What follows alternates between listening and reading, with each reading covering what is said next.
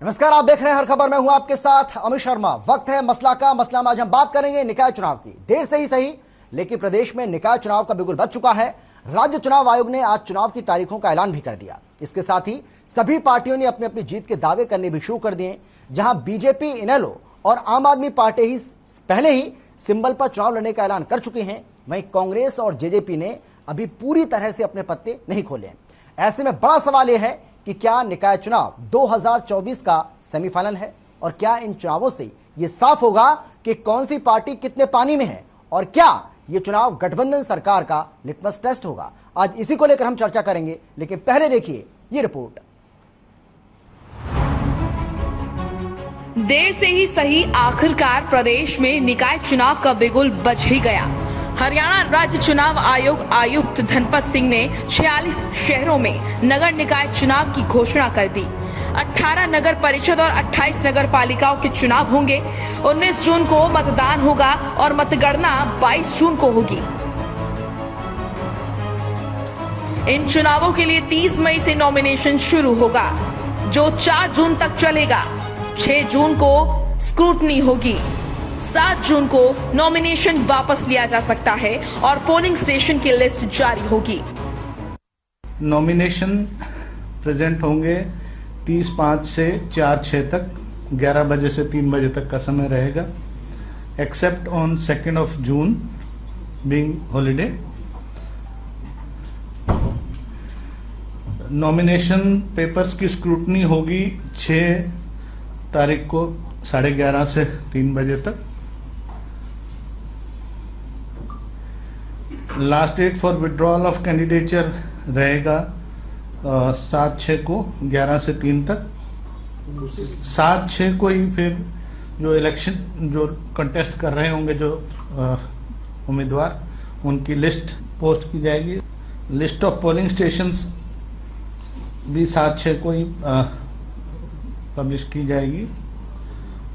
पोल जो होंगे वो 19 तारीख को 19 जून को होंगे, 7 बजे से 6 बजे शाम तक। 1 घंटे का अतिरिक्त समय हमने रखा है। अमूमन 5 बजे शाम तक होता है, लेकिन गर्मी की स्थिति को देखते हुए कई बार दोपहर में मतदान थोड़ा धीमा हो जाता है, तो कोई अपने मताधिकार से वंचित ना रह जाए, इसलिए 1 घंटे का टाइम एक्स्ट्रा दिया है। 6 बजे तक जो भी लाइन में होंगे लास्ट मैन से लेके वो पर्ची दे दी जाती है, तो वो सब लोगों को वोट करने दिया जाएगा। रीपोल अगर कोई आवश्यक हुआ वो 21 को होगा। 1 दिन का गैप दिया जाता है। अगर कहीं से कोई शिकायत इस तरह की मिलती है गड़बड़ी की, या जहां पे पुनर्मतदान आवश्यक हुआ, तो वो 21 को कराया जाएगा।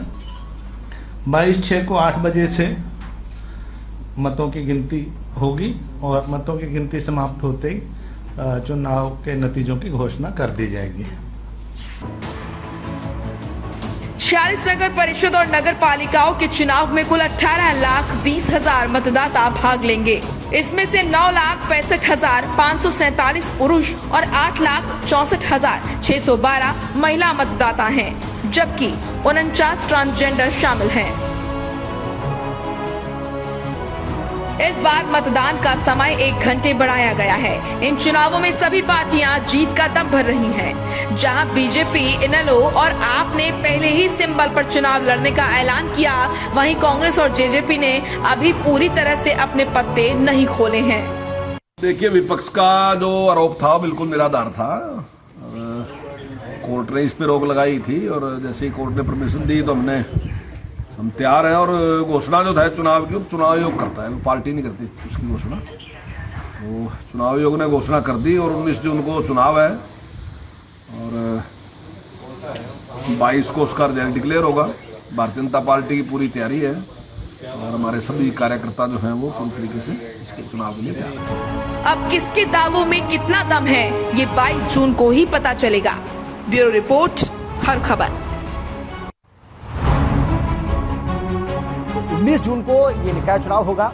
चुनाव आयोग की तरफ से आज इस बात का ऐलान कर दिया गया, और 22 जून को चुनाव के नतीजे आएंगे। नगर निकाय चुनावों का ऐलान किया जा चुका है। 21 जून को जरूरत पड़ने पर रीपोलिंग कराई जा सकती है। इसके साथ ही सुबह 7 बजे से लेकर शाम 6 बजे तक वोटिंग होगी। वोटिंग का जो समय है उसको 1 घंटे बढ़ाया गया है। पोलिंग के लिए 1 घंटे का ज्यादा समय रहेगा। जिस तरीके से हमने आपको बताया, 28 नगर पालिकाओं के लिए ये चुनाव होना है और इसमें 18 नगर परिषद हैं। 18 नगर परिषद और 28 नगर पालिका के चुनाव होने और 30 मई से जो नामांकन प्रक्रिया है वो शुरू हो जाएगी। इसके साथ ही 4 जून तक नामांकन दाखिल कर सकते हैं। ये जो कार्यक्रम आज जारी किया गया चुनाव आयोग की ओर से वो आपको हम बता रहे हैं कहां ये चुनाव होना है। गोहाना, हुडल, पलवल, सोहना नगर परिषद का चुनाव कहां होना है ये आपको हम बता रहे हैं। इसके अलावा मंडी, डबवाली, चरखी दादरी, झज्जर, जींद ये वो नगर परिषद हैं जहां पर चुनाव होना है। इनके अलावा कैथल, हांसी, बहादुरगढ़ और नरवाना यहां भी चुनाव होना है। तो ये आपको हम सिलसिलेवार तरीके से बता रहे हैं कि कौन कौन से नगर परिषद और नगर पालिकाओं में चुनाव होना है। टोहाना, नुहू, कालका और नारनौल भी इसमें शामिल हैं। ये वो नगर परिषद हैं जहां पर ये चुनाव होना है। इसके साथ ही फतेहाबाद और भिवानी भी इसमें शामिल है। फतेहाबाद और भिवानी नगर परिषद में भी चुनाव होगा। नगर पालिका की बात कर लेते हैं। तरावड़ी, निसिंगचीका, महम ये वो नगर पालिका हैं जहां पर चुनाव होना है। इसके अलावा राजौंद, पिहोवा, ऊंचाना, महेंद्रगढ़ इन नगर पालिकाओं में भी 19 जून को वोट डाले जाएंगे। इसके अलावा शाहबाद, घरौंडा, सफीदों, गन्नौर ये वो नगर पालिका जहां 19 जून को वोट डाले जाएंगे। इसके अलावा गुना की बात करें, बावल की बात करें, एलनाबाद की बात करें, नांगल चौधरी की बात करें, इन नगर पालिकाओं में भी 19 जून को वोट डाले जाने। इसके अलावा नारायणगढ़, रतिया, बरवाला, समालखा इन नगर पालिकाओं में भी वोट डाले जाने हैं। तो जो चुनावी कार्यक्रम जारी किया गया है उसके मुताबिक कहां ये चुनाव होना है ये आपको बता रहे हैं। फिरोजपुर का, पुनाहना, असंध, लाड़वा इन नगर पालिकाओं में भी 19 जून को वोट डाले जाएंगे। रानिया, इस्माइलाबाद, साढौरा और कुंडली भी इसमें शामिल है।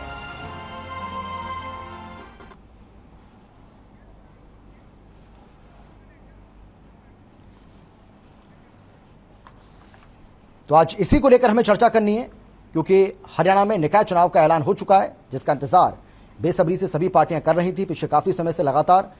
हालांकि इस बात को लेकर आरोप प्रत्यारोप का जो सिलसिला है वो भी लगातार चला और किस तरीके से यह आरोप लगाया गया कि निकाय चुनाव हो या फिर पंचायत चुनाव, सरकार जानबूझकर इसमें देरी कर रही है क्योंकि सरकार को यह डर है कि कहीं हार का सामना ना करना पड़ जाए। ऐसे आरोप कांग्रेस की ओर से, इनेलो की ओर से लगाए गए थे।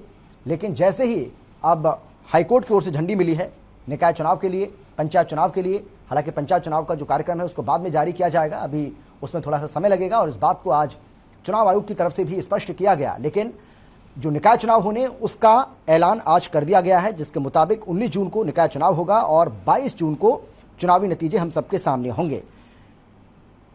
हालांकि चाहे बीजेपी हो, कांग्रेस हो, इनेलो हो, आम आदमी पार्टी हो, सभी पार्टियां अपनी जीत का दम भर रही हैं। लेकिन सवाल वही है कि आखिर किसके दावे में कितना दम है। इसके अलावा सवाल तो यह भी है कि क्या ये 2024 का सेमीफाइनल है, यानी कि जो निकाय चुनाव होना है क्या इसको साल 2024 जिसमें विधानसभा का चुनाव होना है हरियाणा में, क्या इसको सेमीफाइनल माना जाए। सवाल यह भी है कि क्या ये नतीजे बताएंगे कि किस पार्टी की क्या स्थिति है। और जो सबसे बड़ा सवाल है वो ये है कि क्या ये चुनाव गठबंधन सरकार का लिटमस टेस्ट है। तो ये वो 3 सवाल जिनके इर्द गिर्द हमारी जो चर्चा है वो आज रहने वाली है।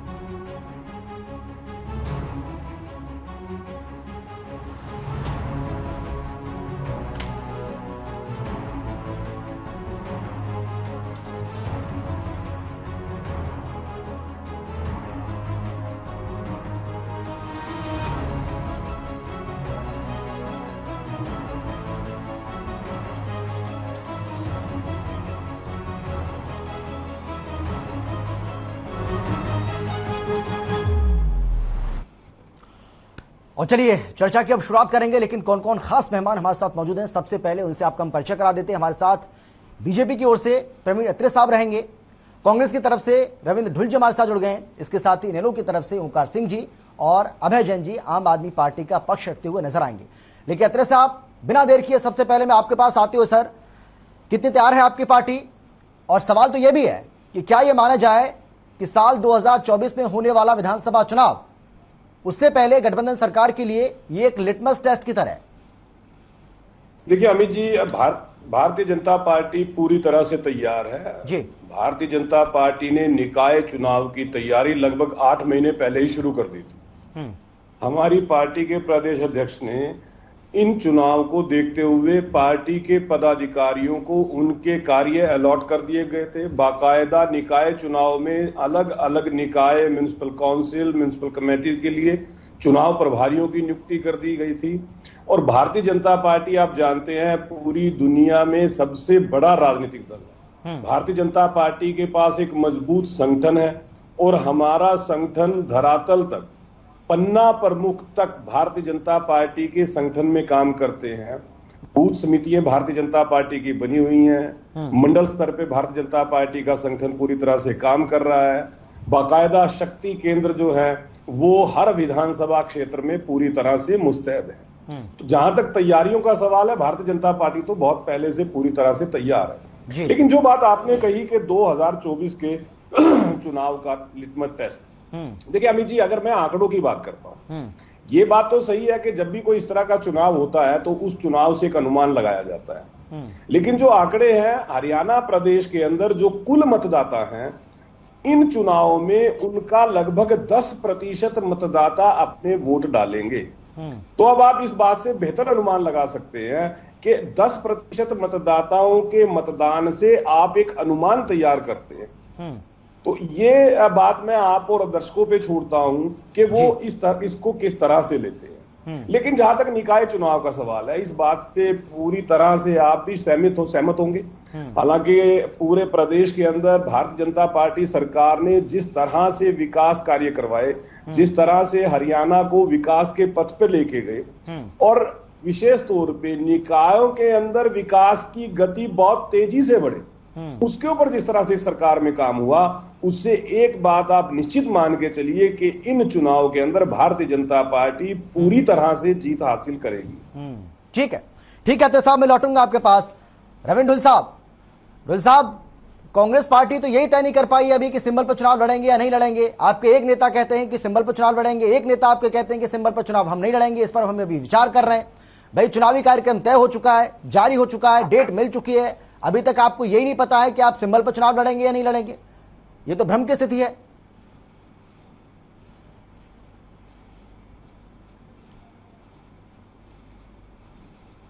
ढुल साहब, आवाज आ रही है आपको मेरी? सुन पा रहे हैं क्या आप?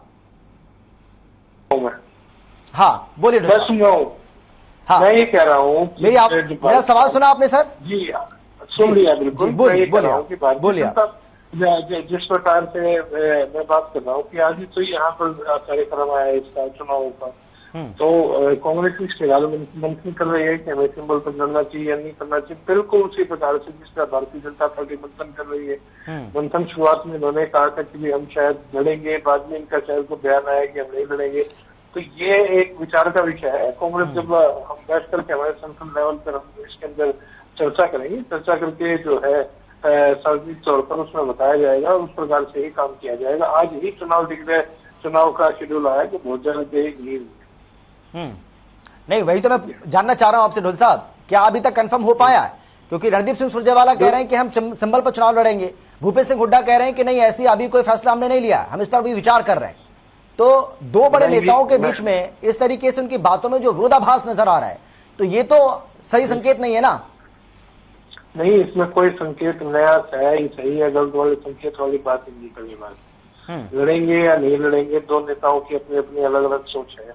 उसके बारे में संगठन के अंदर बैठ करके आंतरिक तौर पर चर्चा होगी, जो उसके बाद जो फैसला होगा उसके हिसाब से ये डिसाइड किया जाएगा लड़ना चाहिए या नहीं लड़ना चाहिए। तो वो बहुत जल्दबाजी होगी उसके ऊपर टिप्पणी करना फिलहाल। ठीक है, लौटता हूं आपके पास। ओंकार जी, ओपी चौटाला के एक स्टेटमेंट को मैं पढ़ रहा था जिसमें वो ये कह रहे थे कि हम इन निकाय चुनावों में बेरोजगारी, महंगाई, कानून व्यवस्था और भी कई सारी बातें वो कह रहे थे, इसके साथ भ्रष्टाचार, करप्शन की बात भी वो कर रहे थे, इसको हम मुद्दा बनाएंगे। लेकिन ये तो छोटा चुनाव है, शहर का चुनाव है। ये आपको लगता है कि ये जो मुद्दे हैं इनको आप निकाय चुनाव में मुद्दा बना पाएंगे? देखिए, ये छोटा चुनाव नहीं है, ये शहरी क्षेत्र का मुख्य चुनाव है। इसमें शहरी समस्याएं मैं मुख्य तौर पर बताना चाहता हूँ। परिवार पहचान पत्र, सरकार ने 1 दिन से परिवार पहचान पत्र लागू कर दिया, लेकिन उसमें कोई भी त्रुटि है, चाहे उसमें जाति व्यवस्था ठीक करनी है, आय ठीक करनी है। आपको मैं बताना चाहता हूँ, अम्बाला में कई केसेस ऐसी हैं। अभी कल ही यहाँ अनिल विज ने दरबार लगाया था अपना, उसमें एक महिला कहती है देखो मैं जिंदा हूँ, मैं जिंदा हूँ, मेरी 8 महीने से पेंशन बंद है। मतलब परिवार पहचान पत्र इन्होंने लागू कर दिया जो शहरी व्यवस्था से लागू है, उसमें जो त्रुटियां हैं वो ठीक नहीं हो रही। इसके बाद टैक्स व्यवस्था पे आ जाइए, जितनी नगर पालिका, नगर परिषद और नगर निगम है, इनमें टैक्स व्यवस्था इतनी बेकार हो चुकी है। पिछले 1.5 महीने से अम्बाला छावनी का टैक्स का पोर्टल बंद पड़ा है। मेरे भाई अत्री जी प्लीज विचार करें, अम्बाला छावनी का टैक्स का पोर्टल पिछले 1.5 महीने से बंद पड़ा है, टैक्स जमा नहीं हो रहा, म्यूटेशन नहीं हो रही। एमडीसी का पोर्टल पिछले 1.5 महीने से बंद पड़ा अम्बाला छावनी का। अभी यहाँ पे गृह मंत्री रहते हैं। ये वो समस्याएं हैं जो शहरी क्षेत्र की हैं। एनओसी लेने के लिए डीटीपी के चक्कर लगाने पड़ रहे हैं। जहां तक कि जो कॉलोनियां सरकार ने सिविक कम्युनिटी एक्ट की धारा 3 और 4 के अधीन रेगुलर कर दी, उन कॉलोनियों के लिए भी डीटीपी की एनओसी ली जा रही है, जबकि डीटीपी की एनओसी के लिए कंट्रोल्ड एरिया एक्ट 1975 की धारा 7A सब सेक्शन 3 इसमें स्पष्ट मेंशन है कि जो कॉलोनियां किसी भी कानून के तहत नियमित हो जाती हैं उनमें डीटीपी की एनओसी की आवश्यकता नहीं है। ये अधिकारी नेताओं के साथ मिलकर, मैं खुद कह रहा हूं, अधिकारी नहीं, ये बात सही है, जनता को जो परेशान कर रहे हैं। ओंकार जी, ये जो जितने भी मुद्दे आप उठा रहे हैं, ये जितने मुद्दे आप उठा रहे हैं, ये मुद्दे आपके बिल्कुल ठीक है भाई, निकाय चुनाव के हिसाब से ये मुद्दे फिट बैठते हैं। लेकिन मैंने जो आपसे सवाल किया कि भाई महंगाई को, भ्रष्टाचार को, बेरोजगारी को, कानून व्यवस्था को आप मुद्दा बनाएंगे, तो आपको लगता है कि ये मुद्दा बन पाएगा? मैं वही बता रहा हूं। हाँ। स्थानीय निकाय से संबंधित मुद्दों के साथ साथ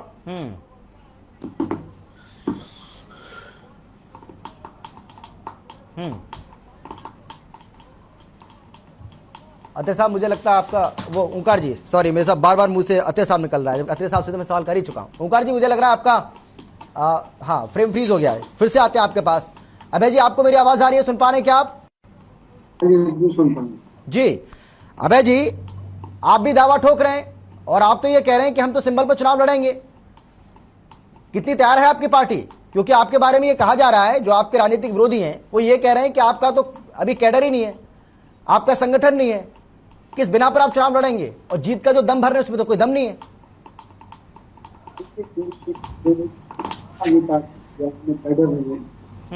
तो पंजाब में हाल आपको मैं बर्दाश्त नहीं करता। हमारा लिखा हो तो खासकर पंजाब चुनाव के बाद हरियाणा के हर एक गांव में आम आदमी पार्टी का वर्कर खड़ा हो गया, आम आदमी खड़ा हो गया, और आम आदमी ने मान लिया है कि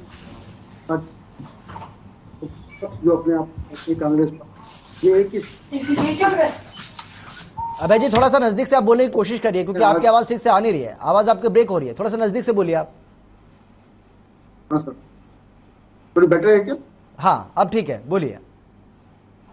सर, मैं कहना चाह रहा था कि पंजाब के चुनाव के बाद आपने नोटिस किया होगा तो हरियाणा में पूरी तरह से प्रत्येक गांव में आम आदमी खड़ा हो गया, और आम आदमी ने रियलाइज कर लिया है कि कांग्रेस पार्टी और बीजेपी एक ही सिक्के के दो पहलू हैं।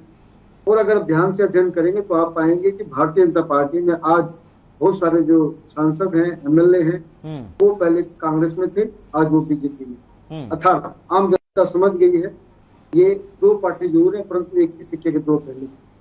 आम आदमी आज जाग गया है और समझ गया है कि अगर कुछ बदलाव अगर कोई लोग कर सकते हैं, अच्छी शिक्षा व्यवस्था अगर कोई इंश्योर कर सकते हैं, अच्छी स्वास्थ्य सेवाएं अगर कोई दे सकते हैं, तो आम आदमी पार्टी ही दे सकती है। आप देखिए कि इन्होंने जानबूझकर चुनाव लेट करे। बीजेपी के प्रवक्ता ने बताया कि हमने कोई लेट नहीं करे, जैसे ही हाई कोर्ट ने कहा हमने चुनाव कर दिए। मैं आपको बताना चाहूंगा आपके चैनल के माध्यम से, रूलिंग पार्टी ने जानबूझकर हाई कोर्ट में जवाब ही नहीं दिया। जब आप हाई कोर्ट में जवाब ही नहीं देंगे तो हाई कोर्ट का जज कैसे फैसला करेगा? जानबूझ के इन्होंने बहुत देरी से जवाब दिया और जैसे जवाब हाई कोर्ट के जज के सामने रखा गया उन्होंने तुरंत चलिए, अब तो चुनाव की तारीखों का ऐलान भी हो चुका है अभय साहब। हाँ, अब तो चुनाव की तारीखों का ऐलान भी हो चुका है, तो अब तो ये विषय नहीं बनता। मेरा सवाल आपसे ये है कि आप पंजाब से हरियाणा की तुलना कर रहे हैं सर, लेकिन मेरा ये कहना है कि पंजाब और हरियाणा दोनों में अंतर है। अभय जी, मैं आ रहा हूं आपके पास, मेरा सवाल तो सुन लीजिए, उसके बाद आप बोलिएगा। लेकिन हरियाणा और पंजाब दोनों में अंतर है। भाई, पंजाब में आप मुख्य विपक्षी की भूमिका में थे, वहां पर आपने अच्छी खासी सीटें हासिल की थी, वहां आपका संगठन भी बहुत ज्यादा मजबूत दिखाई पड़ता है और यही वजह है कि आपने सरकार भी बना ली इस बार वहां पर। लेकिन हरियाणा में ऐसी स्थिति नजर नहीं आती है।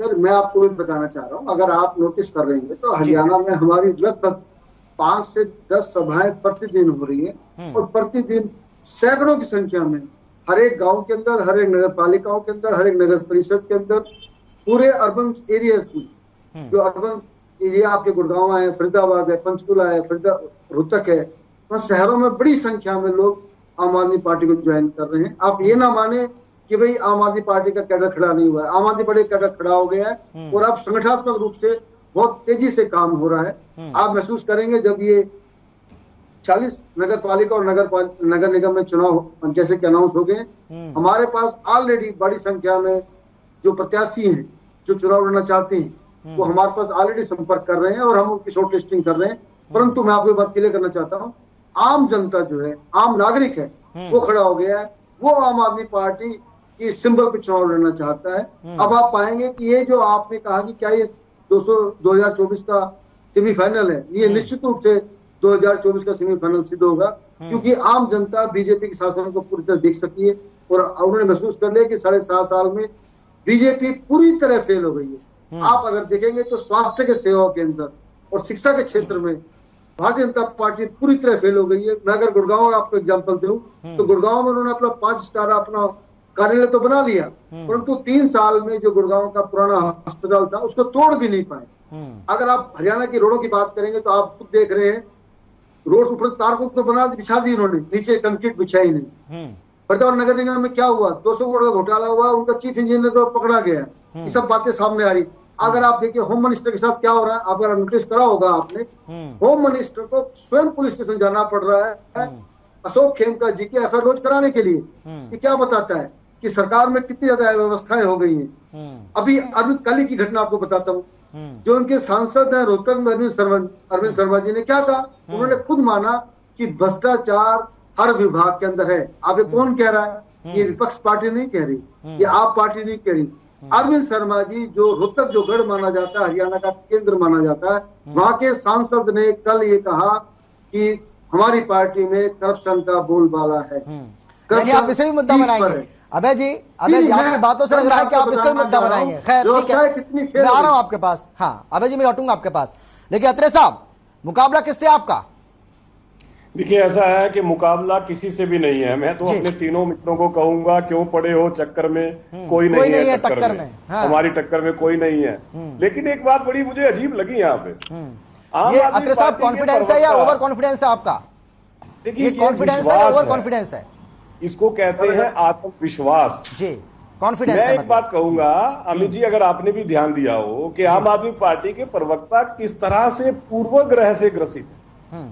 लिख के लाए हैं कुछ चीजें, उनको पढ़ रहे हैं, ठीक है, लेकिन उन्होंने एक बात कही कि देखिए बीजेपी प्रवक्ता ने कहा कि हमने डिले नहीं किया जब कोर्ट ने कहा हम करवा रहे हैं। मैंने तो अपने कमेंट में जिक्र ही नहीं किया था इस बात का, मैंने तो इस विषय पे बात ही नहीं की थी, लेकिन वो लिख के लाए थे कागज पे, इन्होंने पढ़ दिया। लेकिन मैं हैरान इस बात से हूं कि वो बार बार पंजाब का जिक्र कर रहे हैं। इन्होंने तो ये भी कहा था उत्तराखंड में हम सरकार बनाएंगे, लेकिन क्या हुआ, जमानत जब्त। और जो इनके मुख्यमंत्री पद के उम्मीदवार थे उनको जब सच्चाई पता लगी अरविंद केजरीवाल की झूठ का पुलिंदा है, तो वो कहां है? हिमाचल में बड़े बड़े दावे थे, लेकिन हिमाचल में भी जो इनके प्रदेश अध्यक्ष है, जब उनको पता लगा कि भाई झूठ का पुलिंदा है, तो वो कहां है? रही बात पंजाब की जनता ने इनको मैंडेट दिया, बहुत बड़ा मैंडेट दिया, इस बात से इनकार नहीं किया जा सकता। लेकिन सरकार बनते ही पहला काम क्या किया, लंबी में किसानों के ऊपर लाठीचार्ज। दूसरा काम क्या किया, 2000 से ज्यादा किसानों के ऊपर एफआईआर। तीसरा काम क्या किया, अध्यापकों के ऊपर संगरूर में लाठीचार्ज। चौथा काम क्या किया कि किसानों को धरने पे बैठना पड़ गया। तो इनकी सच्चाई है। और बार बार एक बात का ढंढोरा पीटते हैं, देखिए बेहतर शिक्षा, बेहतर स्वास्थ्य। मैं जब भी चर्चा में बैठा हूं, मैंने इस बात का चैलेंज किया है, अब मित्र को भी कर देता हूं। मुझे केवल उस स्कूल का नाम और एड्रेस बता दें जो केजरीवाल सरकार ने नया खोला है दिल्ली में। यहां पे दूसरी कहानी ना पड़े, यहां पे गिनती ना गिनवाएं। अत्रे साहब, यहां तो आपको अपना हिसाब देना पड़ेगा। अत्रे साहब, आम आदमी पार्टी तो विपक्ष की भूमिका में होगी, बिल्कुल दूंगा, लेकिन यहाँ तो आपको अपना हिसाब देना पड़ेगा। जब आप चुनाव में जाएंगे तो आपको बताना पड़ेगा पब्लिक को, जनता को, कि हमने क्या किया। अमित जी, आज तो सवाल पूछने में आप बहुत जल्दी करते हो भाई। जब मैं विरोधी से पूछ रहा हूं तो अपना भी बताऊंगा साथ में। हाँ, तो बताइए ना सर, मैं वही तो कह रहा हूं। मैं ये कह रहा हूं कि जो पार्टी लगातार झूठ का प्रोपेगेंडा करती है, क्या उस पार्टी को ये नहीं बताना चाहिए कि देखिए दिल्ली में हमने यहाँ पे एक नया स्कूल बना दिया, या यहाँ पे हमने एक नया अस्पताल बना दिया। कोई एक तो नाम बता दे। लगातार झूठ बोल रहे हैं। ये तो ये भी कहते हैं दूसरे प्रदेशों में जाके कि हमने दिल्ली के अंदर इन्वर्टर और जनरेटर की दुकानें बंद करा दी। भाई आप झूठ जितना बोलोगे वो अब आपके झूठ का पुलिंदा लोगों के सामने आ रहा है, लोग आपके झूठ को देख रहे हैं। लेकिन जो सवाल आपने मेरे से किया अमित जी, मैं अब आपको बताता हूं। देखिए वर्तमान सरकार ने निकायों के अंदर विशेष तौर पर, मैं केवल क्योंकि निकाय पे चर्चा, निकाय की बात करूंगा, विकास की गति किस तरह से तेज हो। आपको याद होगा अगस्त 2020 में बाकायदा सरकार ने डेप्टी कमिश्नर्स को निगमों की जिम्मेवारी से मुक्त कर दिया था, क्योंकि डेप्टी कमिश्नर्स के पास और बहुत सारे काम होते हैं। तो सरकार ने क्या किया, बाकायदा जिला निगम आयुक्त नियुक्त किए, जिनका काम ही केवल ये होगा कि निकायों के अंदर विकास की गति तेज हो, विकास के काम तेजी से हो, और उनको 50 लाख रुपए तक के काम का अख्तियार दे दिया। ये एक बड़ा क्रांतिकारी बदलाव था। अभी मैं एक और जिक्र कर देता हूं, ओंकार जी ने जिक्र किया परिवार पहचान पत्र का। देखिए मुझे हंसी भी आती है, लेकिन मैं समस्या भी समझता हूं। ये क्रांतिकारी कदम है कि पात्र व्यक्ति को सरकार की योजनाओं का लाभ सीधा पहुंचे, उसके लिए मुख्यमंत्री महोदय एक योजना लेके आए परिवार पहचान पत्र की, और मुख्यमंत्री परिवार समृद्धि योजना लेके आए। 1 लाख परिवारों को निश्चित किया कि उनकी आय को सरकार बढ़ाएगी। वो कैसे संभव होगा, जब परिवार पहचान पत्र में परिवार स्वयं ये डिक्लेयर करेगा कि मेरी जो आय है सालाना वो कितनी है। अब हुआ क्या, ये समझने की जरूरत है। जिस पेंशन का जिक्र कर रहे थे मित्र मेरे, बहुत से ऐसे लोग थे हरियाणा प्रदेश में जिनकी आय तो ज्यादा थी, क्योंकि पेंशन के लिए 2 लाख रुपए सालाना आमदन, आय ज्यादा है लेकिन वो पेंशन ले रहे हैं। जैसे ही परिवार पहचान पत्र बना तो ज्यादा आय वाले लोगों की पेंशन बंद हो गई, क्योंकि नियमों के खिलाफ थी। लेकिन ऐसे परिवार थे 23,000 जिनकी आय कम थी, लेकिन उन्होंने कभी पेंशन के लिए अप्लाई नहीं किया था। तो इस परिवार पहचान पत्र की वजह से ऑटोमेटिकली उनकी पेंशन शुरू हो गई है। यह है परिवार पहचान पत्र। लेकिन हम आलोचना केवल इसलिए करते हैं क्योंकि इस हरियाणा प्रदेश ने देखा है कि इस प्रदेश में 3.25 लाख पेंशन ऐसी थी जो लोग दुनिया में नहीं थे, लेकिन उनको पेंशन मिल रही थी। वो किसकी जेब में जाती थी, यह सबसे बड़ा सवाल।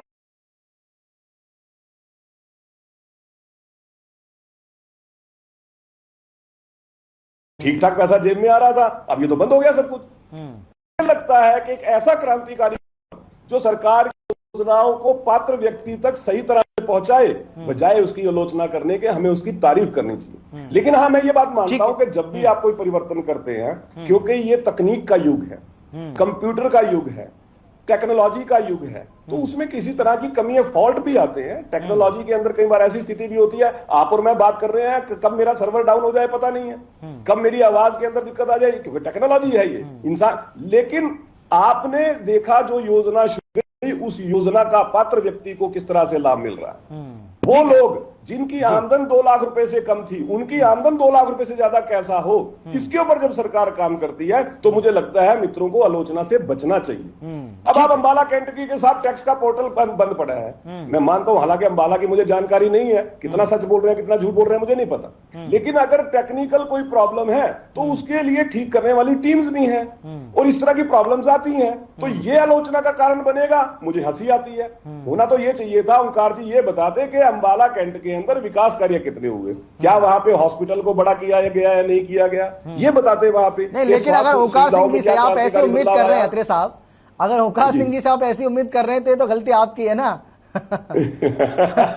देखिए, चलिए मैं लौटता हूँ आपके पास। अमित जी, मैं मानता हूँ, मैं आपकी बात को भी स्वीकार कर लेता हूँ, क्योंकि अहंकार जी का आलोचना का स्तर बहुत नीचे चला गया है। बेहतर हो तो अहंकार जी ठीक है, चलिए मैं लौट रहा हूँ आपके पास आ रहा हूँ। मैं अत्रे साहब मैं लौट रहा हूँ। ढुल साहब आपके मुद्दे क्या होंगे निकाय चुनाव के लिए? कांग्रेस पार्टी कौन कौन से ऐसे मुद्दे हैं जिनको उठाने का काम करेगी जब आप लोगों के बीच में जाएंगे? देखिए, पहली बात तो जो डेवलपमेंट की जो बात की जा रही है जी, हम तो उसके डेवलपमेंट का जो इनका झूठ का पुलिंदा है उसको सामने लेकर के आएंगे। कोई भी शहर जहां पर कोई भी ये आज चुनाव की घोषणा हुई है, जिन डिस्ट्रिक्ट के नाम मैं पढ़ रहा हूँ, सभी डिस्ट्रिक्ट के अंदर यदि शहरी सड़कें हैं या कोई भी चीजें हैं, नाले हैं, खोदे हुए हैं हर जगह पर, कोई भी जगह ऐसी नहीं है, ठीक है, जहां की आज ये घोषणा हुई है, हम उनको सामने लेकर के आएंगे। हर शहर के अंदर इन्होंने मेडिकल कॉलेज की बात करी थी, क्या वहां पर मेडिकल कॉलेज आया, क्या वहां पर शिक्षा सुविधाएं आई, कौन कौन सी चीज इन्होंने प्रोवाइड की, ट्रांसपोर्टेशन बढ़िया हुआ या नहीं हुआ, ये चीजें हम जनता के बीच में लेकर के जाएंगे। अब इतनी देरी से चुनाव आया है तो उसके बाद में जो फंड है, फंड लैप्स हुआ, क्या जनता को उस फंड का बेनिफिट मिला या नहीं मिला, ये चीज जो लोगों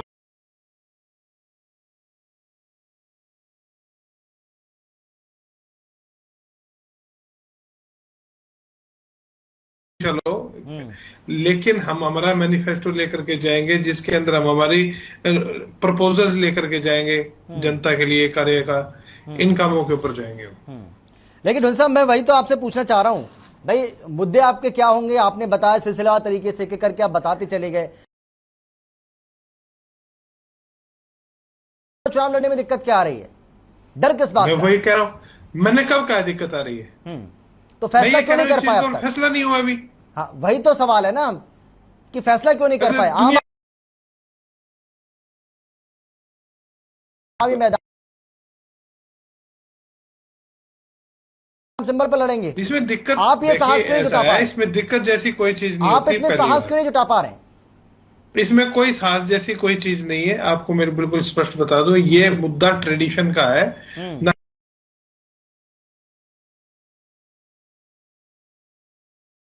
जो है ये पंजाब का मॉडल लेकर के आते हैं। तो पंजाब के अंदर लंबे समय से ये जो चुनाव है ये पार्टियां सिंबल के ऊपर लड़ती आ रही हैं। हरियाणा के अंदर ट्रेडिशनली ये चीज नहीं है। हरियाणा के अंदर हरियाणा की पार्टियों के लिए एक नया एक्सपेरिमेंट है। तो सभी पार्टियां अपने अपने तरीके से उसको वेव करके लेकर के जा रही हैं। जो डिफरेंसेस आपको कांग्रेस के अंदर दिख रही हैं वही डिफरेंसेस आपको भाजपा के अंदर भी दिखेंगे। ठीक है, ये बात आपको बिल्कुल स्पष्ट बता दूं। अत्रे साहब आ रहा हूं मैं आपके पास। लेकिन अल्टीमेटली फैसला, अब जैसे कांग्रेस अपना फैसला करेगी ऐसे भाजपा अपना फैसला करेगी। इनके फैसले से हमें कोई लेना देना नहीं है। हम हमारा फैसला लेकर के जनता के सामने चले जाएंगे। यदि कांग्रेस अपने सिंबल पे नहीं लड़ेगी तो कांग्रेस से समर्थित उम्मीदवार तो जरूर होंगे। जैसे भाजपा के पीछे से मैंने शायद इनके अध्यक्ष का बयान सुना था, मेरे को वो दे, मैं श्योर नहीं हुई है, प्रवीण जी मेरे को स्पष्ट तौर पे बताएंगे। ये एक्सपेरिमेंट है और ये एक्सपेरिमेंट हम करेंगे और कैसे करेंगे, किस तरीके से करेंगे, ये मैं नहीं, ये कार्यकारिणी डिसाइड करेगी। ये बात बिल्कुल स्पष्ट है। दूसरी चीज, इसमें दिक्कत जैसी कोई भी नहीं है क्योंकि हरियाणा के अंदर ट्रेडिशनली ऐसा नहीं किया जाता है। नया एक्सपेरिमेंट है तो सभी पार्टियां अपने अपने तरीके से आंतरिक तौर पर इसके ऊपर सोच विचार कर रही हैं। कुछ निर्णय ले चुकी हैं, कुछ निर्णय लेने की फेज में है। बस ठीक है, ठीक है। मैं चीज क्लियर कर दूं। हाँ, मैं चाहूंगा थोड़ा सा ये है कि मैं रविंद्र जी से ये निवेदन करूंगा कि वो भारतीय जनता पार्टी के लिए भविष्यवाणी ना करे। दूसरी बात, भारतीय जनता पार्टी ने बिना किसी कंफ्यूजन के ये स्पष्ट किया कि म्युनिसिपल काउंसिल अध्यक्ष पद का चुनाव पार्टी चिन्ह पे लड़ेंगे। इसमें किसी तरह कोई कंफ्यूजन नहीं है। लेकिन जो काउंसलर के चुनाव हैं वो चिन्ह पे नहीं लड़े जाएंगे, अध्यक्ष के चुनाव लड़े जाएंगे काउंसिल्स के अंदर। तो पहली। दूसरी चीज, अगर किसी कमेटी में हमारी जिला टीम ये सिफारिश करेगी कि पार्टी को यहां सिंबल पे लड़ना चाहिए, उसको पार्टी जो है कंसीडर करेगी। ये हमारे यहां क्लियर है, कोई किसी तरह का कंफ्यूजन नहीं है। तो मेरा निवेदन केवल इतना है कि भूपेंद्र सिंह हुड्डा साहब ने आज से 15 दिन पहले जो बयान दिया था कि हम सिंबल पे लड़ेंगे, आज वो बयान लड़ गए हैं, विषय केवल इतना है। वो पार्टी का अंदरूनी मामला है कि वो लड़ते हैं नहीं लड़ते हैं, वो हमारा विषय नहीं है। लेकिन क्या वजह हुई कि भूपेंद्र सिंह हुड्डा साहब को अपने पहले वाले विचार से बदलना पड़ा। और ये पहली बात नहीं है। जिस वक्त 5 कॉर्पोरेशन के चुनाव हुए थे, उस वक्त जो इनके अध्यक्ष थे वो कह रहे थे हम सिंबल पे लड़ेंगे, लेकिन हुड्डा साहब लड़ना नहीं चाहते थे। कांग्रेस में ये कॉन्फ्लिक्ट उस वक्त भी देखने में आई थी, लेकिन बीजेपी के नेताओं में ये कॉन्फ्लिक्ट नहीं है, स्पष्ट है सब। ठीक है, ओंकार सिंह जी बोलिए।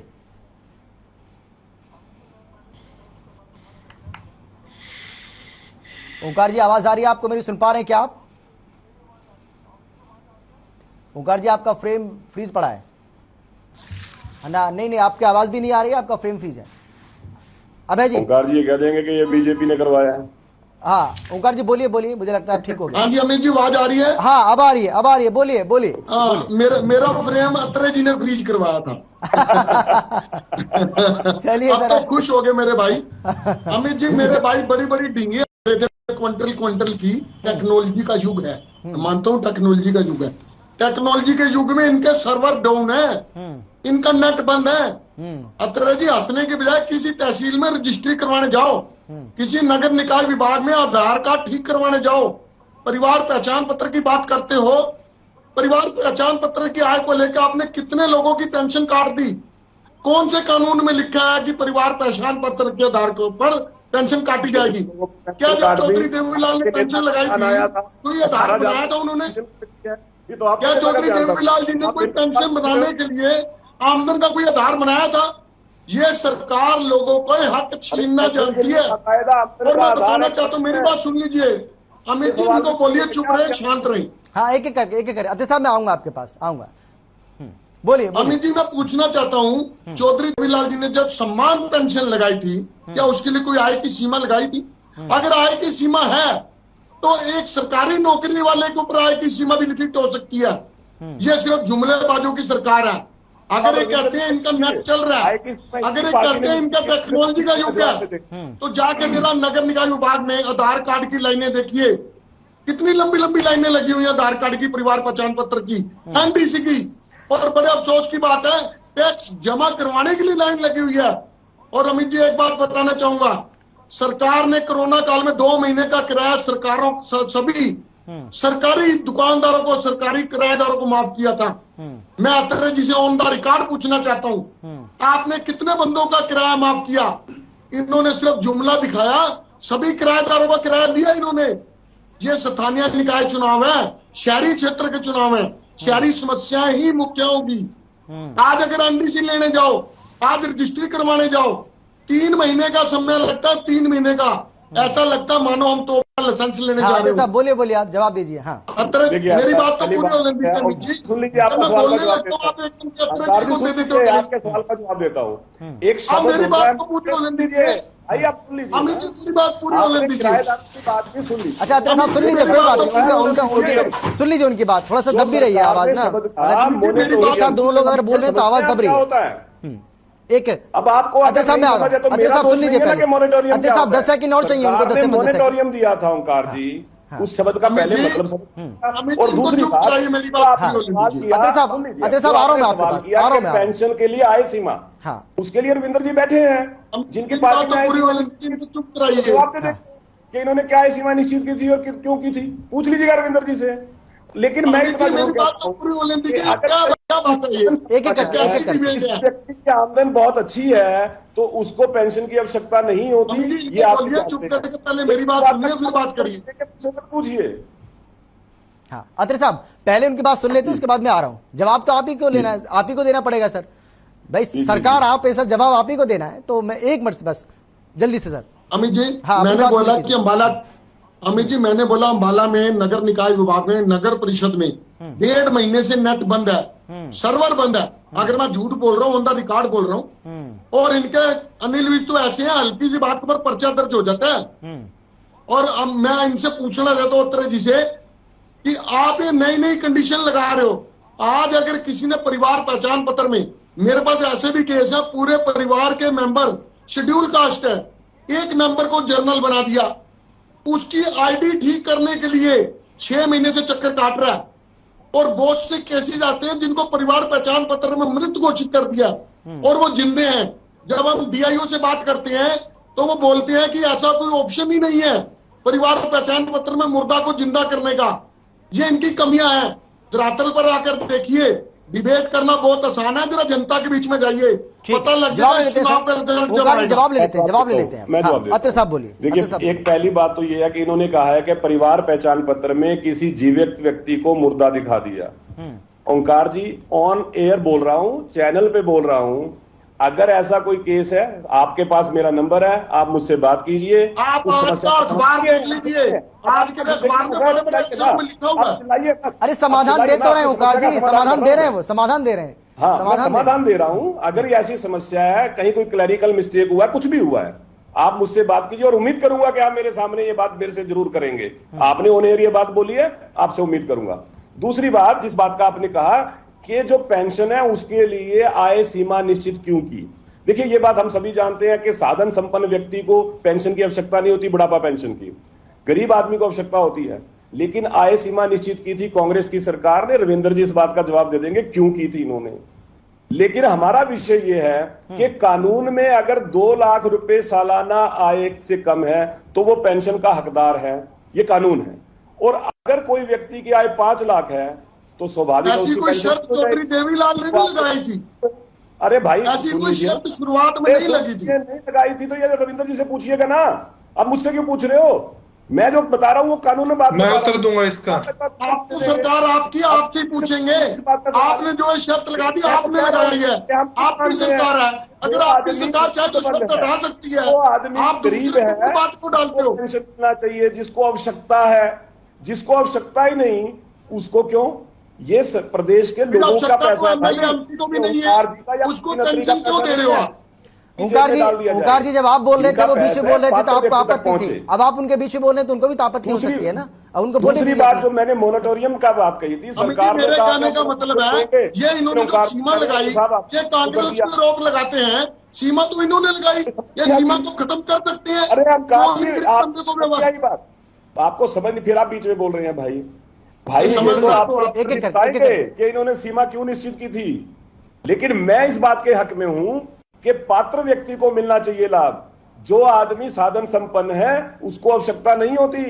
ये आप प्रदेश की जनता का पैसा है, ओंकार जी या प्रवीण अत्री का नहीं है कि किसी की भी जेब में डाल दो। जनता का पैसा है, ये जनता को जेब में थोड़ी डाल देंगे।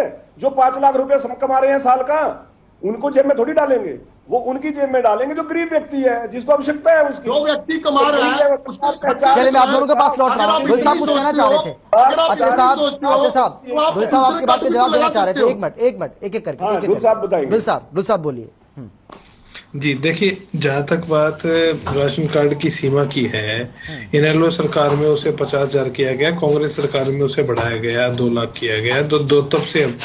तब से अब तक कितना समय है, कितना निकल गया, ये देखिए। 2022 और 2005 के स्टैंडर्ड को आप कंपेयर नहीं कर सकते, ना ही 2000 और 2000 के और 2022 के स्टैंडर्ड का आप कंपेयर कर सकते हैं। तो ये सीमा जो है मेरे हिसाब से गलत है, इसे बढ़ाया जाना चाहिए और अधिक पात्रों को जो है इसके अंदर राशन कार्ड के दायरे में लेकर के आना चाहिए और किसी भी हालात में इसे परिवार पहचान पत्र से बिल्कुल भी नहीं जोड़ा जाना चाहिए। ये मेरी सोच है, क्योंकि परिवार पहचान पत्र अपने आप में एक पूरी तरह से गैर कानूनी योजना है, सुप्रीम कोर्ट के आदेश के खिलाफ है, आधार कार्ड एक्ट के खिलाफ है। तो उस गैर कानूनी योजना के साथ जोड़ना इसको तो मेरे हिसाब से मैं पूरी तरह से गलत मानता हूँ।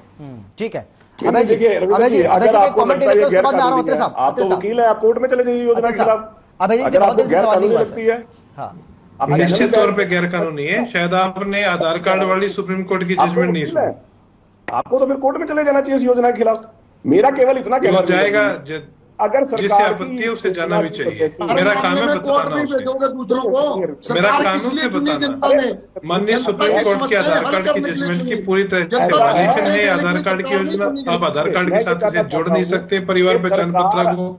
आपने गैर कानूनी तरीके से उसे जोड़ करके और जनता का जो निजी डाटा है उसको इकट्ठा करने का काम किया है। बस रविंदर जी, ऐसा है, अगर सरकार अपने नागरिकों का एक रिकॉर्ड मेंटेन करती है जिसमें सरकार ये जानकारी लेना चाहती है कि कौन व्यक्ति गरीब है, कौन व्यक्ति साधन संपन्न है, किसको सब्सिडी की आवश्यकता है, किसको पेंशन की आवश्यकता है, तो उसमें गैर कानूनी क्या है।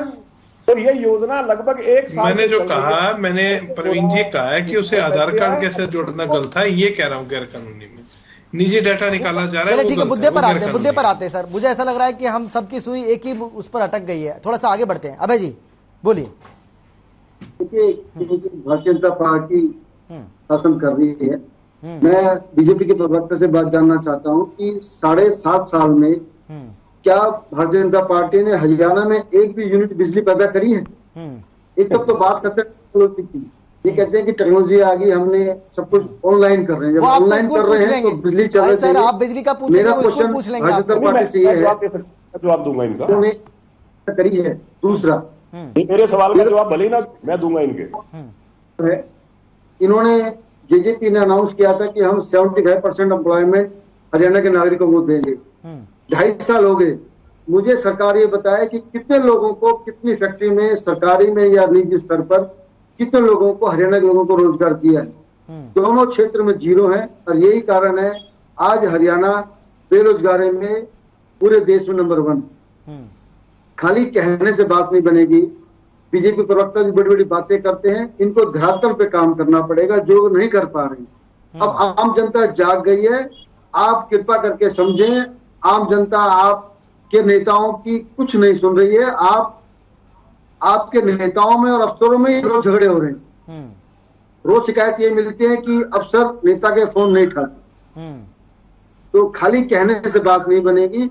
आप अगर धरातल पे देखेंगे तो आम आदमी पूरी तरह बीजेपी से त्रस्त हो चुका।